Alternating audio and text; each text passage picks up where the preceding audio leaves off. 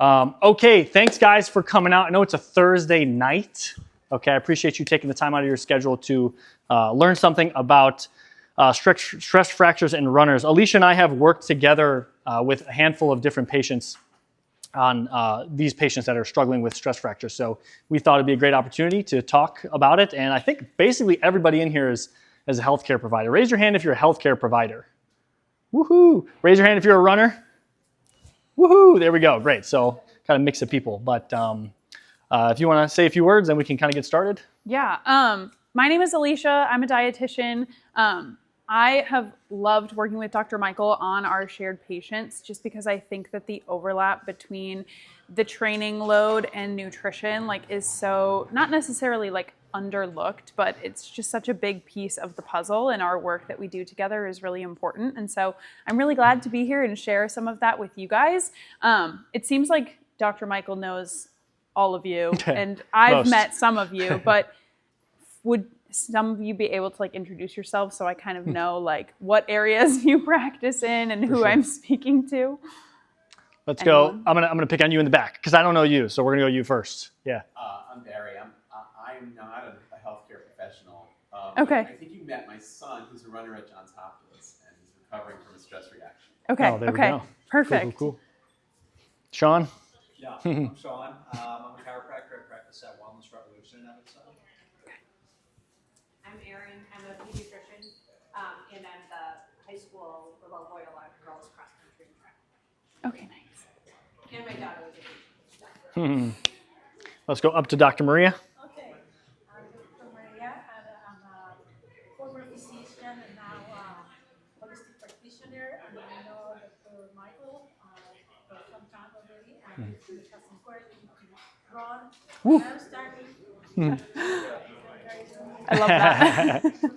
Get more people out there. Cass Carpenter. I'm a personal trainer, a mother of a runner, and a former marathoner who like to get back into running. And I work with a lot of clients who and work out of one of the same facilities that you should have. So, Nice. Okay, cool. I'm Dan. I'm also at the Wellness Revolution. I'm another chiropractor. And then Michael and I just associated together.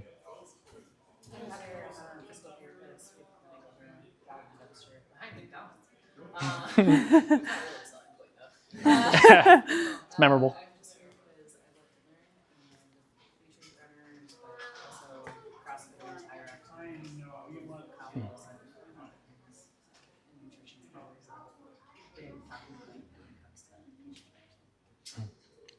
I'm Sarah. I'm a dietitian at Northwestern Physical Therapy, and I've been spending the day with Michael, and Heather is my teacher. That's awesome. Not anymore. That's awesome.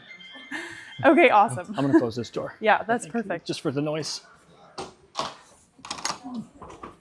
Okay, All right, let's do it. Okay, so yeah, obviously you guys already know me, but this is my introduction slide. So for those who don't know me, I'm a physical therapist, specialized in working with runners. I got into triathlon in grad school, and I've done a handful of different distances. I've done one full Ironman in 2022, and then I've done a couple marathons, and I've basically taken my passion for the endurance sports, and I brought it into my private practice, Valiant Physical Therapy, where we specialize in working with runners. And that's basically me in a nutshell. Awesome. So again, my name is Alisha. I graduated from University of Missouri with my bachelor's and my master's in dietetics. After I graduated, I moved to Indiana and I worked with Notre Dame football for a year. So not necessarily the endurance sports world, but definitely have the sports nutrition experience there. After that, I moved into private practice, which is where I have been for the past year and a half, specializing in endurance sports, all athletes, and then eating disorders and disordered eating, when the overlap between those, as you'll come to see throughout the rest of this presentation, is a major intersection point for bone stress injuries. And now, as of this week, I am the new director of sports nutrition at Loyola University of Chicago. Woo! So I'm working with all of the student athletes there, kind of putting some of that into practice at a higher level. So I also am a marathoner and triathlete as well. I did my first half Ironman last June, qualified for World Championships in November. So super fun, but now this year I'm kind of taking a break from long distance racing. Cool. So one of the big impetuses for having you guys come is in some ways this quote right here. So with bone stress injuries, it's really, for us, we feel really passionately about how much easier it is to prevent them and how hard it is to actually treat them. So we really believe that an ounce of prevention here is worth a pound of cure. These injuries can take a really long time to heal, really long time to rehab, and us getting together to present this to you is our effort to provide that ounce of prevention. So why are we really talking to you guys about bone stress injuries? So this is a picture of me, and I don't know how many of you know this, but I have had a bone stress injury, and I got it in February of 2023, and it has been a whirlwind to rehab, and it's been really a struggle. And I feel like I can really empathize with the patients that I treat because I've had one, and I understand what they're feeling when they tell me these vague symptoms. I'm like, I know exactly what you're talking about because I had one of these too. So I didn't really know what it was when I started feeling the symptoms, and it wasn't until I figured out what bone stress injuries are and what the different classifications of them are that I realized, oh man, that's what I have. That's what's going on here. And then I basically did a deep dive on figuring out how do I treat this for myself, and then I've been able to translate that into rehabbing my patients is what I'm trying to say. So and it's also relevant because in runners, the prevalence of bone stress injuries is much higher. The incidence of bone stress injuries is much higher. So the general athletic population has a stress fracture risk of 1 to 2%, where runners have an incidence of about 20%. So runners are basically at like a 1 in 5 in their career of getting a bone stress injury. So it's very, very common in runners. So anybody that's working with runners needs to understand that these exist, what it is, what they look like, so that if you think someone has one, you treat it appropriately. So one of the main reasons that it's more common in runners than it is in other sports has a lot to do with the nature of the sport. So I like to compare soccer and running here. So if we think about soccer, it's very three-dimensional. Okay, there's a lot of stop and go depending on which position you're playing. You know, you can kick the ball down the field. I don't know that much about soccer, so hang in with me here. So you kick the ball down the field, and then maybe it goes to someone else, so then you can kind of walk and relax a little bit. You get to catch your breath. It's not like an athlete is running around the field literally the entire time. Whereas in running, it is straightforward and constant, okay? God forbid we find ourselves on a curve. We want to get off that curve as fast as possible and just go in a straight line because it's the most efficient way to do it. So the constant, repetitive, pounding nature of running makes the bones more susceptible to these kinds of injuries than something like soccer. So that's basically what I want to say on that. So I've been saying bone stress injury a lot, but maybe some of you are like, why isn't he just saying stress fracture? Why isn't he just saying stress fracture? What is this word bone stress injury? Why is he saying it that way? Because the first thing that I want you guys to understand about bone stress injuries is that is the category, and there are two different types of bone stress injuries. The first type is the one that everybody knows of. That's the stress fracture, right? That's what people think of the most when they think of bone stress injuries. It's in the title of the presentation that we advertise. We didn't advertise bone stress injuries because people maybe don't even really know what that is. But when you hear stress fractures, people kind of have some general sense of that, okay? And then go to the next one. And this is what most people think when they hear bone stress injury. They think stress fracture, and they think there's a healthy bone that you run too much on that then has a stress fracture. And this is partly true, but this is far from the complete picture, and that's what we kind of hope to clear up today. So the second category is the stress reaction. So I think you said your son has a stress reaction? Yes. He's had two? Yeah, exactly. So another side fact about that, anyone who has had a bone stress injury is at an increased incidence for getting another one. So there's increased probability that they get a second one. So it's actually not too uncommon for people to have multiple. Okay, so this is kind of the difference between a stress reaction and stress fracture, and I like to think about it in terms of severity, and I'm going to explain the grading here in a second. But basically, you take some healthy bone, you load it, and this isn't exactly the complete picture either. Alicia's going to do a great job of explaining the hormonal and nutritional side of this whole thing. But you base it from a PT side of things. You have a healthy bone, you load it too much without enough rest, and you can get into this territory, which is the stress reactions. Okay, and then if you keep going and you make it really bad, the worst case scenario is the stress fracture. So it is on a spectrum. And if you go to the next slide, this is a stress fracture. okay, because there's a crack in the bone, okay, that's how it's defined by. If there's actually a crack in the bone, a fractured line, then it's classified as a grade 4 stress fracture. And then the next slide, this isn't, it's kind of hard to see, but in X-ray isn't really the gold standard for diagnosing these, but this is the best picture that I found online. You can kind of see like a bump here on the bone and maybe just like a little bit of swelling here in this area. And the thing to understand, and this is a stress reaction. So the injury, and this is the thing that I really want people to understand, is that the injury is at the level of the bone. It's not a tendon, it's not a muscle. The bone is what is injured here, okay? And it's not necessarily that it's broken, that there's a fracture. It could be something as simple as the inflammation at the level of the bone. So the bone is what is irritated here, not a muscle. Okay, and then this is the basic grading system for stress reactions versus fracture. So grades 1, 2, and 3 are the reaction. Okay, and it's based on the severity of swelling. So how much swelling and edema is at the level of the bone. And then grade 4 is the fracture, and there's a fracture line present. And I don't know if this is entirely true on X-ray. I think this you might even miss a stress fracture on X-ray. Gold standard of diagnosis is MRI. So if there's a fracture line, it's a stress fracture, but everything else before that is a stress reaction. Okay, and then yeah, MRI is gold standard, so that's just bigger. Okay, so all right, so what are signs of a bone stress injury? So the orthopedic stuff is basically, and this is kind of like my section here for the signs, are a specific point of pain. Okay, and this is more true for the more distal structures. So if someone has it in like the foot or the tibia, there's gonna be a spot. There's a spot of pain. It hurts right here. This is the most common place that people will have a bone stress injury is in their tibia. And it's kind of like, it hurts right here. There's like a spot to it, okay? And that spot is on bone. It's not on the tendon. It's not on the muscle belly. It's not like, oh, I can feel it when I flex or something. It's like, it hurts right here, and that spot is a bone, okay? Which seems very obvious, Oh, is it locked? I guess so. Come on in. We did introductions earlier, so you're gonna need to introduce yourself. Dennis, athletic trainer, Evanston High School. Awesome. Welcome, Dennis. There's chewy bars and waters up here. Okay, so the signs of the bone stress injuries are pain is on the bone. This is also a very interesting one. So achiness with weight bearing or at night. So the people that have bone stress injuries will describe that they have this general achiness in their leg, especially when standing, walking, and just kind of like going about the day. There's just a general discomfort in the involved leg, okay? Changing position doesn't help.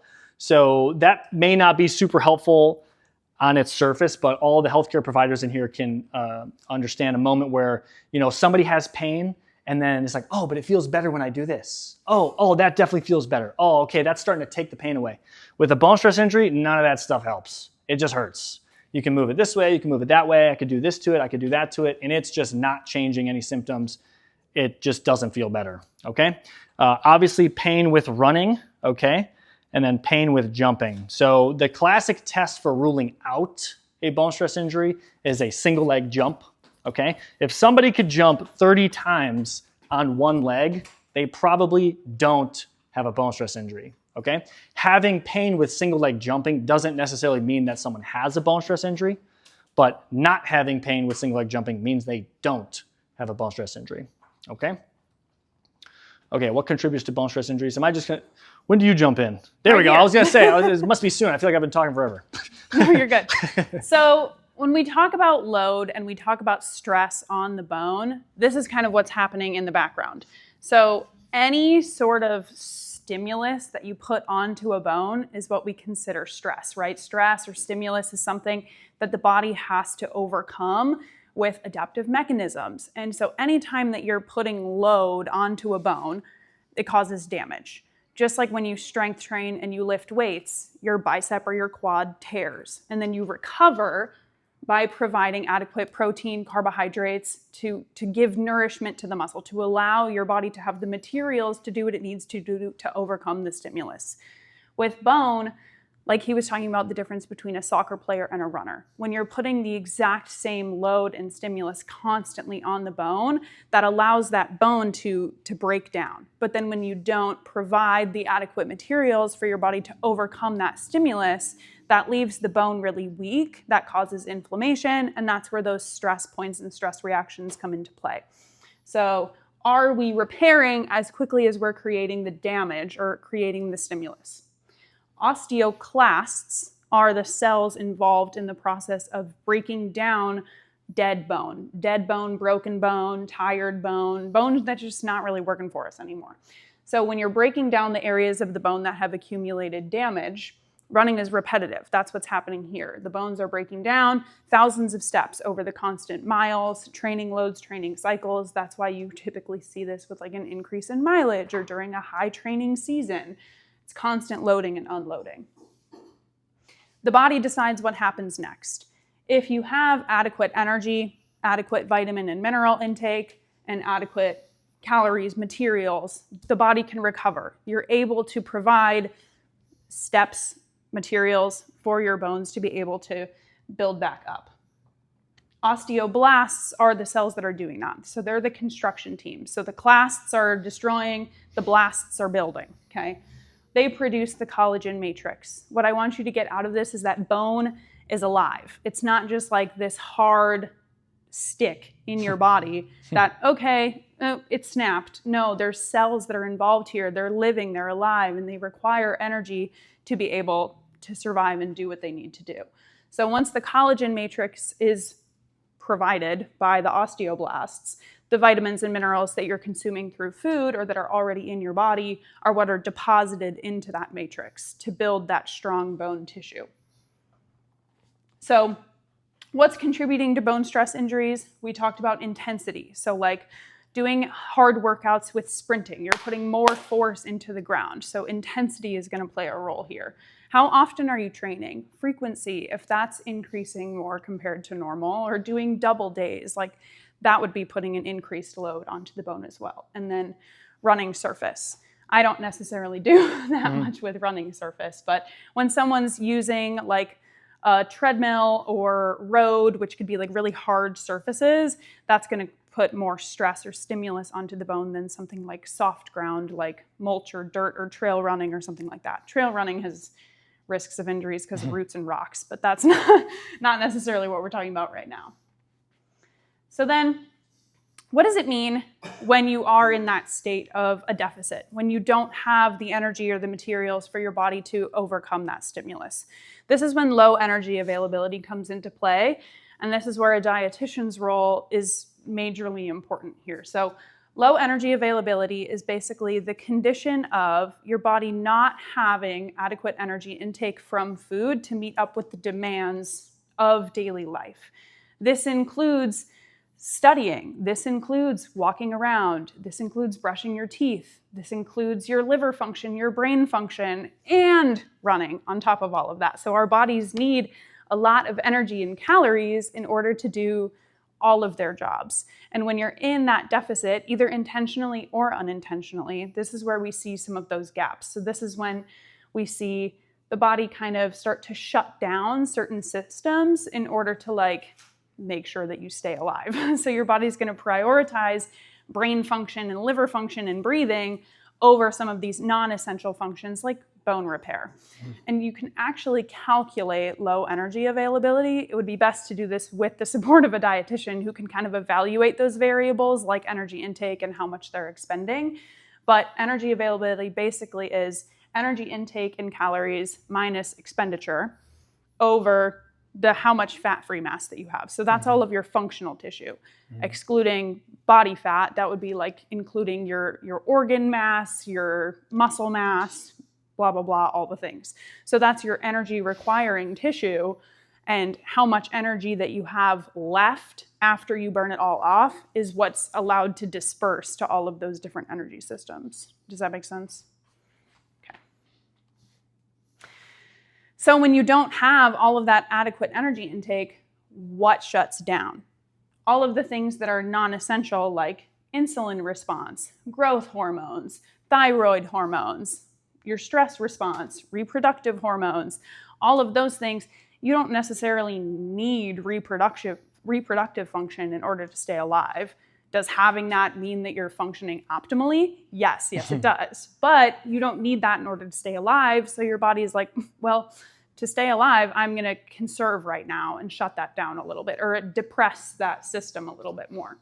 So insufficient fueling long-term can lead to hormone disruption, which does play a role in bone remodeling. There are hormones that are playing a role in your body putting the calcium and the phosphorus into that collagen matrix. And so when that gets turned down, increased risk of injury.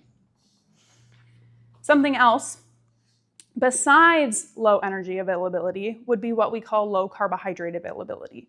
And the research on this is definitely coming out more and more over time, but maybe someone's consuming adequate calories, but they're not timing their carbohydrates around their workouts properly, or their overall carbohydrate intake isn't adequate to keep up with the demands of training. This is when we can start to see similar effects of low energy availability, despite maybe calorie intake being okay. So this is where it's important to get a little bit more into that nitty-gritty with a dietitian perspective. So if you can see this graph that I made here, athlete A is in green. Athlete A has evenly spread out carbohydrates at all 3 meals throughout the day, and they provide carbohydrates before and after training. That helps them have glucose for their muscles to use while they're exercising and replenish glycogen stores afterwards.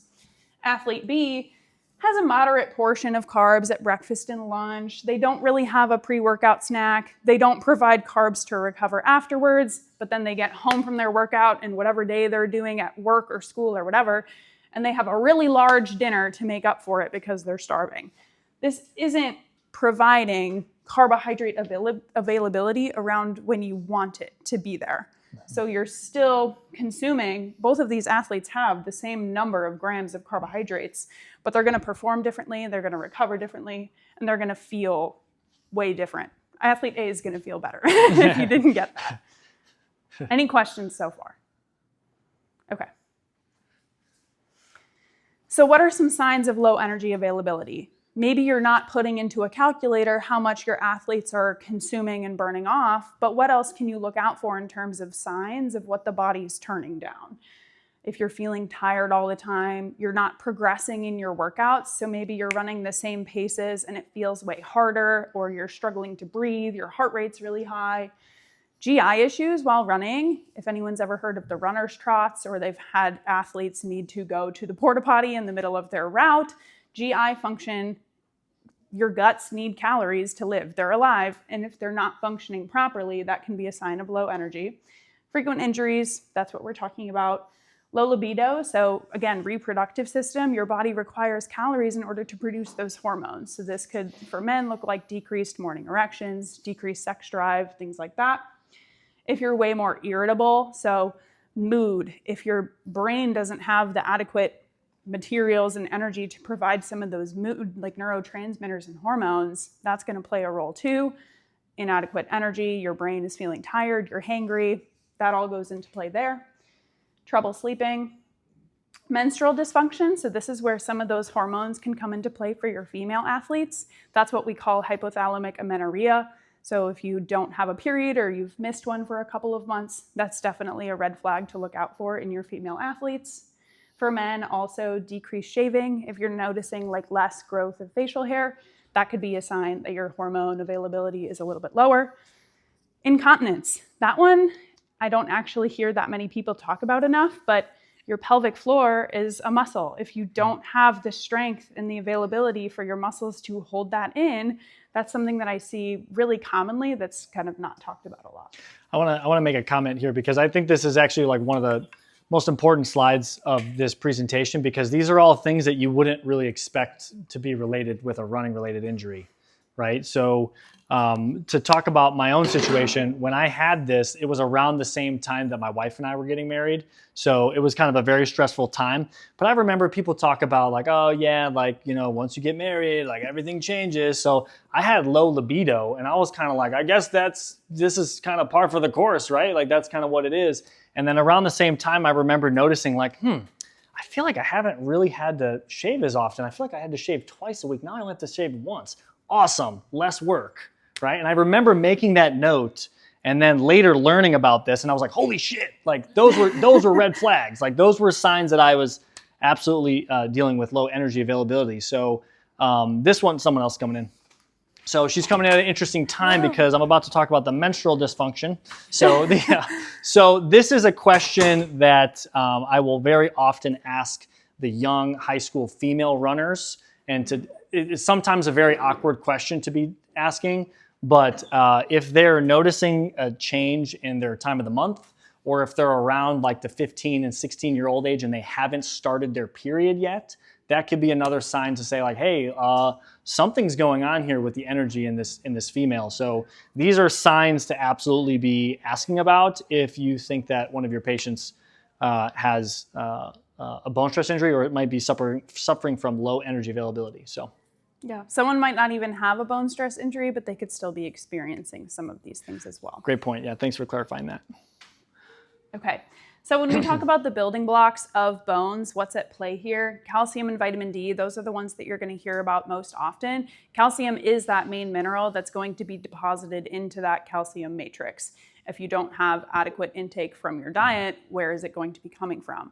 Something else that's important to look out for is on lab values. Calcium might look normal, but your body is going to work really hard to keep calcium range in your body completely stable. But where it's going to be pulling from is that bone matrix. So that's where some of those DEXA scans might be really important to help diagnose some of those things, because you wouldn't necessarily see that on a calcium lab on your typical standard blood draw. Phosphorus, magnesium, also mineral components of bone. Magnesium is involved with vitamin D in that hormone signaling to get the calcium into the bone. And then protein, collagen is a protein. It's amino acid composition, and so adequate protein intake is obviously important for making sure that you have the amino acids to be able to produce that collagen in the body. And of course, more in general, like we talked about, low carbohydrate availability and making sure that you have adequate carbohydrate intake. So all of those things are important building blocks and materials for your body to have proper bone structure. Okay, so where do bone stress injuries happen? This is a good one for all the healthcare providers to kind of be aware of, because there's some patterns here as far as where the bones will fail. So there's really two different classifications of bone stress injuries. One is high risk and the other is low risk. Now, high risk doesn't mean higher risk of prevalence. It means higher risk of complications if gone untreated or overlooked. So when we say that the femur, the head of the femur, is high risk, it doesn't necessarily mean that like it happens more often in the femur, because the most common place is the tibia. Femur is 6.6% incidence rate. But if somebody has a bone stress injury in the femur, if it goes untreated, they could need surgery, okay? Or they could need a hip replacement or something like that if it goes untreated and it gets bad enough. So when I say high risk, these are like absolutely like if you think somebody has a bone stress injury in this area, you have to like stop everything, go get an MRI, rule it out so that you can kind of treat it appropriately. I'm going to get into that a little bit more in a second. But the femur, okay, especially the head and neck of the femur, more so the neck, and anterior tibial cortex. So this is anterior tibia. Sometimes people think, oh, my shin splints, where it's like, no, that's actually a much bigger problem. Okay, medial malleolus. Okay, navicular is a big one. So in the foot. So a lot of times I'll get people who say, I have posterior tibialis tendonitis. They've been looking up their symptoms. And it's like, oh, I have that arch pain that's kind of right there. And I've had a few people come to me saying, oh, I have posterior tibialis tendonitis. And then I see them in the clinic. I'm like, no, you don't. Get the hell out of here. You do not belong here. Go get an MRI. And that's a whole nother thing. So that's a big one. And then some of the metatarsals. So it's not all the metatarsals. It's like certain spots of some metatarsals. So if I'm ever working with somebody who has like foot pain that I can't quite figure out what it is, and it looks like it might be, that's another high-risk location that if it goes untreated, it could lead to complications. So next slide is the low risk. So the pelvis and the sacrum. And low risk basically means that they are not going to need offloading. I'm going to get to that in a second, actually. But pelvis, femoral shaft, posterior medial tibia. This is like the most common location. This is that place I was telling you. Okay, this is where mine was. Okay, in the back of the tibia. Not necessarily in the front, but kind of like behind. Okay. That's one. And then the calcaneus. So sometimes people who have plantar fasciitis actually have a bone stress injury in their calcaneus, in their heel bone. Okay, so sometimes it's like, hey, there's a spot of pain in my foot that hurts when I walk. It's like, that sounds a lot like plantar fasciitis, but it could be a bone stress injury in the calcaneus. Okay, give me 1 second on this, because the low risk locations, because there's a lower risk of complications, we don't have to like worry about them as much, in the sense that the high risk locations, if we think somebody has one of those, or if it's confirmed, these people need to be on crutches. These people need to take weight off of their leg, okay? Even if they don't necessarily have a stress fracture, if it's in one of these locations, the blood supply is such that it's not as good, so their healing rate would be much reduced if they don't unload the leg. So sometimes people need to be on crutches after some of this. So one thing that's interesting about this whole diagnosis is that you get a runner who's very high functioning, go-getter person. Hey, I work out really hard. I'm training for a marathon. Hey, I got this hip pain. It kind of hurts when I run. It doesn't seem to be getting any better. Come to find out they need crutches. So these people go from 100% like I'm functioning, I'm running to like, oh my God, I can't even like walk around my house anymore. Like I have to use crutches for like 4 weeks. So they can go from 0 to 100 really quickly, but it's important to catch them quickly so that they can be treated appropriately. Okay. So this is kind of something, this is a diagram that I made from personal experience. Okay. So a lot of times there is a denial phase that the runners will go through as they're experiencing one of these injuries. Okay. And I know this extremely well. Okay. So you feel the warning signs, and obviously if you're a runner, you're not a healthcare provider, you're not privy to this, you're not going to know exactly what those warning signs are, but you're going to feel like something's off, okay? You're going to ignore it, and then you kind of start to make some compromises in your training. It's like, okay, well, if I was running 5 days a week, let me go to 3 times a week, and let me keep some space in between my runs so I give myself some more time to recover.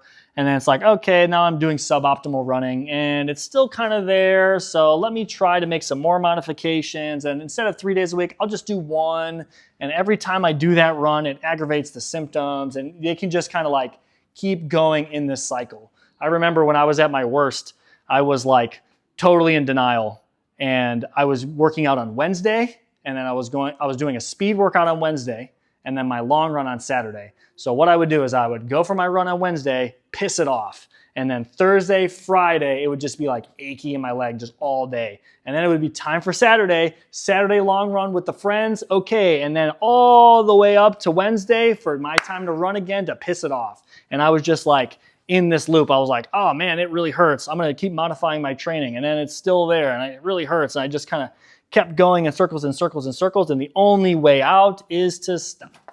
The only way out is to stop running, to rest all activities, and that is a really difficult decision for runners to make. And it's a really difficult thing for providers to tell runners too, because we kind of want to be the ones to tell them like, hey, we'll help you get rid of the pain and we'll help you, work through this and you can still do it, right? But if it's a bone stress injury, you gotta stop. You have to unload the bone. The bone doesn't heal if you just keep aggravating it. So, yeah, that's that slide. Okay, so now we're going to talk about how to prevent them. Okay, so I think Alisha, we can kind of tag team this one because I believe I made this one, but the ensure proper fueling thing is like your entire wheelhouse. Yeah, so I'm going to let you go for that. So when we want to prevent bone stress injuries, yes, that involves deloading, because if you don't provide your body some of that space to allow like the recovery to happen, you're just going to keep aggravating, causing more damage. The bone is going to keep breaking down without an opportunity to adapt to whatever stimulus had been provided way too much. So ensuring proper fueling allows that when you do recover, then you have adequate energy availability to be able to recover from that injury. If Something that I also see a lot is runners use the excuse of like, well, now I'm not training as much, so let me cut back on my carb intake because I'm not running, or let me decrease my calories because I'm not working out as much. That's the exact opposite of what we want to be happening, because when you decrease load, where else are you going to get that energy from? Like, you need to provide energy intake in order to recover. And so that requires calories and energy. Yeah, so just to kind of piggyback off of that, I think what you were saying earlier about the carbs, so like the carb timing and making sure that you have kind of all those things, that can be a really great way to prevent bone stress injuries and to prevent the low energy availability, is making sure you're getting enough calories in your food. And then as far as monitoring training load, of course, it's like, okay, it's easy to say overtraining, but what does that actually mean? It does mean resting more, and it does mean like not overdoing it. So sometimes you get people that are like really committed to the level of running that they're at, but it is kind of nice to be a little bit more balanced with it. So having some more rest, having some more space between your runs can be helpful. And then weight training is of course great for bone density. So if sometimes it can be difficult to balance all of this from a training load standpoint when like you're in season, but doing weight training is great for bone density, and then plyometrics as well. This one you have to be careful with though. I think a lot of the healthcare providers here can appreciate that plyometrics can kind of be difficult to program. It's very easy to do too much. And I think if someone is just looking up stuff online, they can very easily overdo plyometrics. And plyometrics basically means jump training, but it has been shown to improve bone density. So, you know, the impact and the way that plyometrics are can be helpful for improving bone density. Only after recovering from an injury. Yes, for sure, for sure. Okay, so how do we make sure that you are adequately fueling? Make sure that you're eating regularly. So we're not going more than 3 to 5 hours without eating a meal or a snack or something. So have 3 meals a day, 2 to 3 snacks. How do you decide how many snacks to have? Don't go longer than 3 to 5 hours without eating. So if you know that you're going to have a gap in your day, or a runner that you're working with has a really crazy work schedule, trying to help them add in a snack, or just ensure like pack something in case you need it, because you probably will. Include carbohydrates at all meals. So just like I showed in that graph earlier, making sure that those carbs are evenly spaced throughout the day. We're not having a breakfast without carbs, or just having a salad for lunch, especially as a runner would be like in season and training for an event. You want to make sure that you have adequate carbohydrates available all day to keep your energy levels stable and have enough energy to function properly.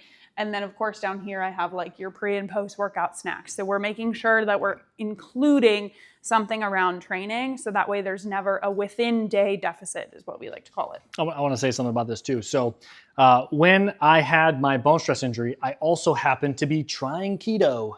Okay, keto is no carbs. Oops. Okay, didn't know that. Okay, another part of keto that people talk about is combining that with intermittent fasting. Wow, so all the errors at one time. Okay, and I'm sure a lot of you self-employed people will also appreciate like eating every 3 to 4 hours. I totally skip dinner to get another patient in. Okay, and I'll just like let the day rip. So this is definitely great advice. We should follow that. Yeah. If only you had a dietitian back then. If only I knew. If only I knew. So bookend your workouts. We're not skipping a pre-workout snack or a post-workout recovery.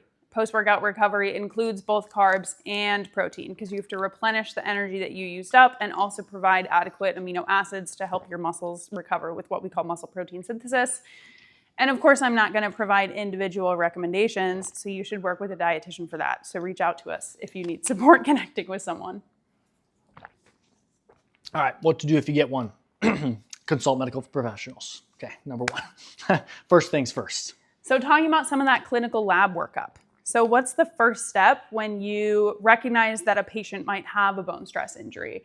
First, if they have a confirmed bone stress injury, you're going to do a CBC, iron panel, and vitamin D. If you notice that there's a concern for low energy availability, maybe they have some of those other like indicators like absent menstrual cycles or a lot of GI issues while running, something to look out for. A DEXA and a CMP could be really helpful. And then looking at some of those hormone labs. So thyroids, parathyroid with calcium, and then antibodies. If there's an underlying health concern, you can draw some more specific ones to look at some of those sex response or stress response hormones, CRP for generalized inflammation, and then of course refer out to specialists if you notice any of those labs are off. Okay, so then what to do if you get one from a physical therapy side of things. Again, with the high risk versus low risk. The high risk people, if there's a confirmed bone stress injury, they're likely going to need crutches or a boot. Okay, so again, that's like kind of alarming. It seems very extreme, especially if like they have a stress reaction. It's not even a fracture. I don't even have a fracture. If it's in one of those high risk locations, they're absolutely going to need to take weight off the leg for a period of time. So a lot of times when I'm initially consulting with people who have a bone stress injury, they're kind of like in this zone where like they're still trying to run, or maybe they had to stop running and they're trying to like exercise on it. And sometimes I'll be talking to them over the phone. I'm like, you have to do nothing. You have to stop running, and you actually have to minimize walking and standing. I don't want you doing anything. You need to like totally rest right now. That's an important first step. And that will be a great time to work with a dietitian to go get that lab work when they are in the unloading phase, okay? And then once they are pain-free with daily activities for at least 7 days straight, normal daily activities, then we can start to add exercises. So where I got stuck with one of these was I kind of had pain all day. I stopped running, but I had pain all day. And I was like, it's not that bad, but it's definitely there. And if I walked a lot, I could feel it some more. But I was like trying to do exercises and trying to do stuff and all this kind of stuff. And it was really hard for me to get to the point where I was like, okay, I have to unload the leg. I have to stop everything and then get to the point where I'm pain-free with my activities of daily living. And then I can start doing something as simple as like body weight squats is like number one. So again, you get this super high level runner who's training for a marathon, and they're gonna go all the way to crutches over the course of like a couple phone calls, and they're not gonna do squats for probably like a month. And it's like, holy crap, what happened here, okay? So then they go through an exercise program. This is kind of like the return to run after a bone stress injury. This is basically my rehab protocol for people when I do this. They go through a progressive exercise program to improve the bone's tolerance to load. Then they go through a plyometrics phase. They should be able to do 30 jumps on one leg with no pain before we're even talking about a walk-run program. And yes, walk, run. So boring, right? God, I just want to get to my run. But they're going to start with a run walk, because you can start as simple as 1 minute of running. We'll get questions at the end. 1 minute of running and 4 minutes of walking. And that's usually like a pretty good place to start, okay? And then we can get to return to competition. So once we get them back to continuous running and they've built some volume, then we can talk about speed work, okay?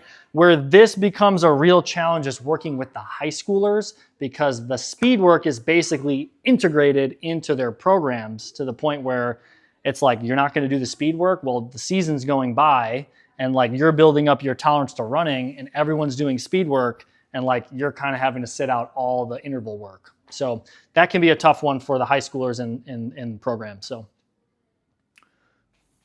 Okay, so how to refuel as you're healing. Some of the baseline things at the pyramid, right? Like if you're not sleeping enough, if you're not managing your stress, that's not gonna help. Like all forms of stress are stimulus on the body. And so if you're stressed about work or school, or you work with an athlete or a runner who's employed and has a really stressful job or crazy schedule, maybe they work nights, like those things are all gonna impact how much energy availability you have to recover from an injury. So talking about like some of those maybe more personal topics, but like, how are you managing your stress? Are you taking care of yourself? Every whole person approach, guys. Like we want to make sure that we're treating the whole person, not just an injury or a dietary recall.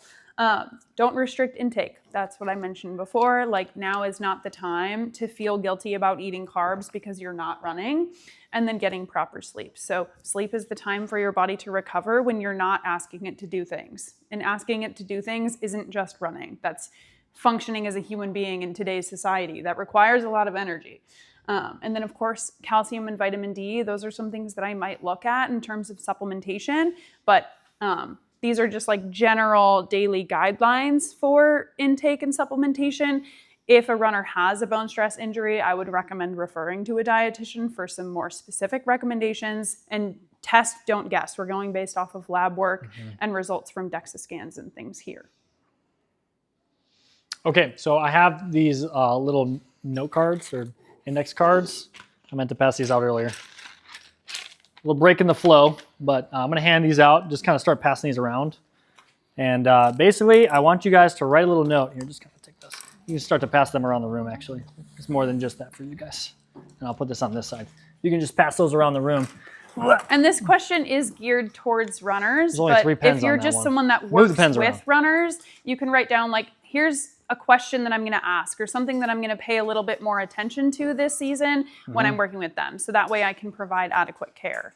Yeah, so when I've given this presentation to I don't know if anybody knows, Together We Try in Glenview. It's a triathlon club out of Glenview. I've given this presentation to them a couple times without Alisha. I haven't had Alisha. I'm really happy Alisha's here because she can provide that dietitian side of things.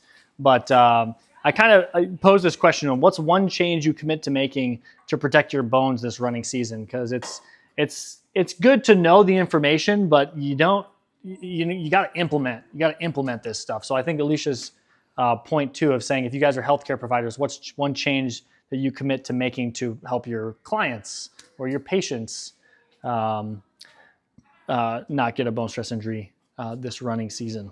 Maybe you're going to draw a new lab, or you're going to ask more questions about menstrual cycles, all the things. For sure. Recommend a pre-workout snack.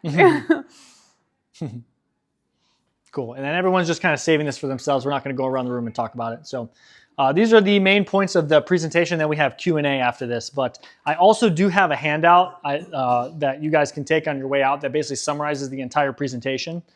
So you guys can take that on your way out. I'll make sure you guys get one. But basically, bone stress injuries are a spectrum, which include both stress fractures and stress reactions. I hope you guys remember that from today. Runners are at a higher risk for bone stress injuries, and then point-specific pain over a bone that hurts more with jumping are key orthopedic signs. And then Alisha, I don't know if you want to take these next 3. Hormonal symptoms. Hormonal symptoms, that's what I talked about on that other indicators or like other signs of low energy availability. So some of those more symptoms like absent menstrual cycles, decreased sex drive, GI issues, fatigue, not adapting to training or progressing very well, overtraining and underfueling. It's really hard to identify that just from either the training that you prescribe or what someone tells you that they're doing. So just something to be mindful of and like asking the right questions about how they're feeling. Carbs at every meal, calcium and vitamin D if needed. Those are just some of my main points and takeaways from the nutrition sides of things. I want to add one detail about the overtraining and underfueling thing. Sometimes runners can have different attitudes about eating and different attitudes about running. Like, hey, I'm trying to run to lose weight, or I'm trying to run to slim down. And sometimes like that idea can set the stage for people to overtrain and undereat in efforts to lose weight when that could actually be kind of throwing off their hormonal balance. So that's also a question that I'll ask some runners. I'm like, what are your thoughts about food? Like, are you trying to lose weight while you run? I think someone I sent you ended up like every marathon season, he would lose like a ton of weight. And that's something that like I, wasn't really privy to until he talked to her. And it's like every time he trains for a marathon, he loses like however many pounds. And he's already a pretty skinny guy. And it was his second bone stress injury. We're like, what's going on here? So that was extremely relevant. So, okay, there are high risk and low risk locations throughout the bones of the lower body. So the higher risk ones need to be taken more seriously in a way, or like, they need crutches to offload the bone. And then the low risk locations, also need to be treated with unloading, but may not need crutches. Lifting weights, monitoring training load, and eating well can prevent these. And then if you think you have one, don't ignore the warning signs like I did and get some help. You probably need to at least rest from running. And I think that's what we got. So think you or someone you know has a bone stress injury. This is our pitch slides. So ask us a question for everyone here. We're going to have an open Q&A, but if you have any direct questions, you can come up to us after the presentation. Or you can raise your hand right now. Or you can raise your hand. Yeah, you had a question earlier. What was your question? Still slightly symptomatic and in food. Can I get my patients doing some open kinetic chain exercises kind of thing? that's a good question. What do you know? Which region? Shin. The shin. Yeah. So technically, I've from the guy who taught me all about bone stress injuries. One of the things he always says is that muscle contractions actually are one of the highest forces that'll be placed on the bone. So yes, the jumping is very impactful, but just the act of contracting the muscle. So I tend to not touch it if we're in the unloading phase, because I don't want to provide any stimulus that might be aggravating it, because then that just kind of like prolongs it, when really all we need to do is get the pain to go away and get them to the point where they're pain-free with their daily activities. So sometimes, to continue off this question, I'll get somebody who has a tibial bone stress injury. They're not in a boot. It's a low risk location. And they're like, well, can I bike? And I'm like, I wouldn't bike. Like, it's just pressure through the leg over and over and over again. And maybe they're going for easy bikes, but I don't know. If we can remove that variable, I bet it'll help speed up the recovery. But if we add that variable, it might prolong it. So I'd rather just not do it. So I wouldn't. That answers your question. Do you recommend deep water running for people recovering from? I mean, again, okay. So being in the water, obviously less impact than standing on land, but it's still pressure through the bone. I'd rather have them swim front stroke than do any sort of walking in the water, even though it's technically less. And maybe I'm being hyper conservative here, but again, if we're in the offloading phase, I just want their pain to go away, and anything that might be triggering it, I don't see why I wouldn't do any of it. I would totally give them the option of front crawl swimming, and that should be okay. And that's a very common thing that people will do, is they'll just start swimming a lot. And one word of caution that I tell people who are trying to swim a lot when they're recovering is just make sure you're eating enough. Because sometimes if you're like not eating enough and then you're swimming a bunch, you still are in that low energy availability situation. The environment for no healing is still there, and you just remove all the running. It's just going to keep you, in that state even longer. You might not necessarily be like destroying the bone more by putting that like repeated impact on it. But if you're not providing, like if you're still in that low energy availability state, there's not a surplus of energy and materials to provide to the bone, if that makes sense. Go for it. All right. I work at a high school, and some of our kids' lunch period is like third, fourth period, and they're eating lunch at maybe 11 o'clock, and then they're not running, they're doing their practice at 4 o'clock. What should I suggest for them in their backpacks to have ready to go for after school? Anything like shelf stable, so like a granola bar, like a chewy bar, that would be like an awesome thing to pack in there. It also kind of depends, like if their practice is at like 3 or 4 p.m. and maybe their lunch is at like 10:30. I've heard of some crazy ones. You might need like more than just a granola bar. So like seeing what they have available at home or what they can bring. Something drinkable too is awesome, because I know like a lot of like high school lab classes, like you can't eat during science lab, but like typically it's a little bit easier to sip on something than to eat something. So you can always have them bring either a granola bar, like a Gatorade, or some sort of like sippable carbohydrate would be awesome. Anything simple like a PB&J you can keep in your backpack. I'm sure the high schoolers would love it, like squished down in between their textbooks. But yeah, any like shelf stable carb option would be good to include in between. Do you have something, Dan? Yeah. How often is it correlated with like tendinopathy? That's a good question. I don't know if I see that too much. It's either one or the other. Okay. And I know sometimes people will have symptoms that are from the bone stress injury, but it's so vague and kind of hard to trace that we can start to like imagine that maybe there's something else going on. But in my experience with that, they probably just need to unload more. It probably is coming from the bone, and you got to unload even more. I remember when I was dealing with mine, I thought it was like a posterior tib thing. I was doing I was like doing this a bunch because I could feel it in that chain. I was like, oh yeah, this is totally it. This is what it is. It wasn't. I just needed to get off my feet. Wasn't that at all. So yeah. Aaron? Do you have any favorite, like the carbohydrate drinks that you recommend? Because I feel like I have so many of my patients now, and even my runners, they're replacing real food with like their quick clip Right. or their like pre-made canned protein shake or something. Yeah. And I'm feeling like there's probably a little bit more nutritional deficit from not eating real food. But I know they need something quick. Like he was saying, sometimes because of the gap between say lunch and practice, what can they get quickly? So I wonder if there's anything. I feel like there's like 4 parts to that question, but I think like one of my favorite sayings is like fed is best. And so like if someone's eating a Cliff Bar and a protein shake, okay, like maybe it's not the most satiating meal, but like they're still getting carbs and protein. And so like if that's what's feasible right now, do it. I'm never going to say no to that. To answer your question about favorite sports drinks, I think for high schoolers, Gatorade is probably the cheapest, most affordable, and most accessible. And so that's a really good option. It's not super high in sodium, but like high school athletes probably aren't doing like multiple hours of a long run on the weekend. So that wouldn't necessarily be as much of a concern. For other like more expensive blends, but ones that I really trust are anything like Scratch, Tailwind.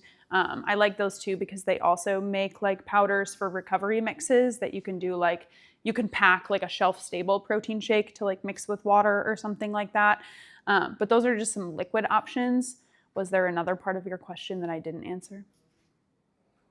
No, I didn't. Okay. What do you think about orange juice? Is orange juice a good option? For what? For drinkable carbs? I'm just trying to think of like some drinkable. I like orange juice for liquid carbs, but it also just kind of depends on how someone tolerates acidity because orange juice is a little bit acidic. And so if you drink that too close to running, you might have a little bit of reflux. Apple juice is usually a little bit less acidic and some people tolerate that better, but I do like juice in general for liquid carbs. What would you recommend target window is before, like 30 minutes before, 45, like where's that kind of space before and afterwards? Depends on the type of carb and how much. So more accessible can be closer. If more complex, probably needs a little bit more. Exactly. So if you're doing like chews or a liquid carb, 30 to 60 minutes before. If you're doing something like 60 to like 90 minutes before, you would want to have something a little bit more substantial. So think like bagel with peanut butter or bagel with banana or something like takes a little bit more work to digest, but you have a little bit more time for your body to do that. And then of course, like dosage matters too. So like 100 grams of carbs versus like a pre-workout snack of 30 to 45 grams might be a little bit easier to do closer. So that kind of depends. Does that help? Yeah. Okay. Any other questions? Yep, Kath, go for it. Do certain digestive or health conditions may put you more at risk for BSI, like if you have lactose intolerance or gluten intolerance or reflux?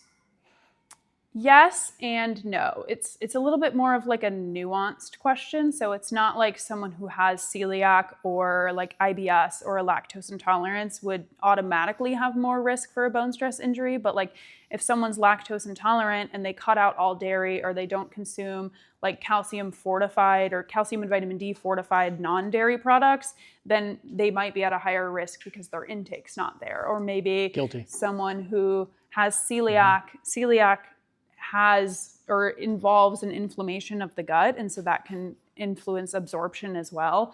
And so some of like the absorption of those vitamins and minerals might be impacted. But like if you follow a gluten-free diet and don't have dietary like gut inflammation, then you can still eat adequate carbohydrates and calories and be completely fine.